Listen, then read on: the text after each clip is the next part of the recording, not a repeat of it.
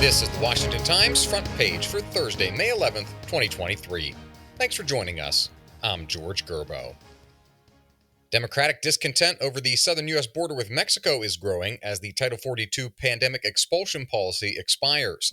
Stephen Dinan reports Arizona Governor Katie Hobbs chided the administration this week for lacking an adequate response to the situation. The Democratic governor said more robust action is needed. Fellow 48th Stater Senator Kyrsten Sinema, an independent who caucuses with Democrats, said the administration had 2 years to prepare for this and did not do so. Biden officials are trying to regain control of the narrative by announcing that the first 550 new troops have been deployed to the border.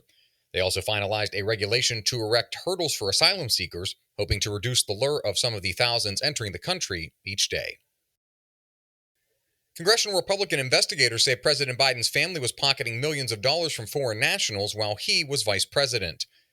Susan Ferricchio reports the information was found via bank documents obtained through subpoena by those investigators. They claim more than 20 companies were used by the family to hide $10 million in payments to 9 different family members. The companies were based primarily in Romania and China, among other countries. The Republicans didn't provide evidence that the president was involved in any of the transactions. Marijuana is getting more potent as states rush to legalize it, raising fears that the drug is causing psychosis, suicidal thoughts, and other health problems.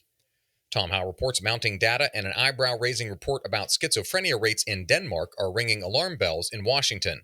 It's casting a light on the relative lack of limits on how much THC can be put into cannabis products that are smoked, vaped, or ingested. Data compiled by advocacy group Smart Approaches to Marijuana shows that 52.5 million Americans used marijuana in 2021, up from 17.5 million in 1992. At the same time, the average potency of marijuana plant material has jumped from 1 to 3% in the 1970s to 18 to 23% today. You can read all of these stories at WashingtonTimes.com/front page. And a quick programming note, the front page will be off for tomorrow, Friday, May 12th, and return on Monday, May 15th. President Biden has abandoned the decades-old tradition of holding joint press conferences when heads of foreign governments visit.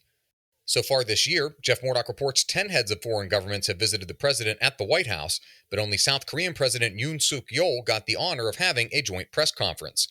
Those other leaders were denied appearances with the president in the White House's East Room or Rose Garden, where presidents typically host visiting heads of state to field reporters' questions. Instead, the leaders were given a few minutes for a video clip of them giving brief statements with Biden in the Oval Office before reporters were ushered out of the room. Critics say the brush-off is a bad look and hurts U.S. diplomatic relations. And finally, the stakes are high for Thailand and for Southeast Asia in elections to choose a prime minister this weekend. China is making a serious play for influence in a challenge to Thailand's traditionally close ties to the United States.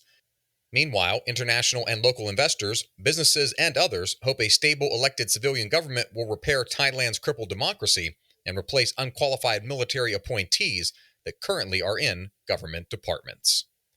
Find all of today's front page stories at WashingtonTimes.com/front page or on the Washington Times app, and find us wherever you get your podcasts. Just search Washington Times in any major podcast app. And a quick programming note, the front page will be off for tomorrow, Friday, May 12th, and return on Monday, May 15th. For the Washington Times, I'm George Gerbo.